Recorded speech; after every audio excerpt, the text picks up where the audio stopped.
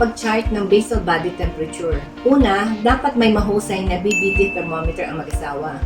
Ikalawa, kunin ang temperatura sa bibig o sa kilikili ng babae pagkagising habang di pa siya gumagalaw.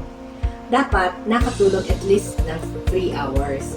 Hindi importante kung sa madaling araw, umaga o tanghali ito ginagawa. Ang mahalaga, same time ito ginawa araw-araw. Araw-araw, i-record ang temperature sa kalendaryo o notebook mula sa unang araw ng menstruation hanggang sa susunod na menstruation.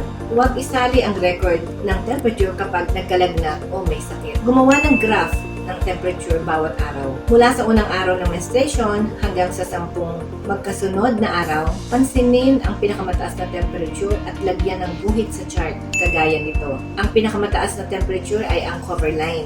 Sa susunod na mga araw, pansinin ang biglang pagtaas ng temperatures na lagpas ng cover line. Ito ang tinatawag na thermal shift. Gawa ito ng pagtaas ng progesterone at tanda na lumabas na ang hinog na itlog. Pansinin ang kasunod nito, pataas ng mga temperatura at nananatiling mataas hanggang sa pagdating ng kasunod na menstruation. Magbilang ng 3 araw pa matapos ang thermal shift. Sa pagitan ng ikatlo at ika-4 na araw, lagyan ng vertical line ang chart. Lahat ng nasa kaliwa ng linya ay fertile days. Lahat ng sa kanan ng linya ay infertile days. Magdadalang tao ang mag-asawa kung magtatalik sa fertile days. Upang ipagpaliban ang pagdadalang tao, hintayin ang infertile days bago magtalik.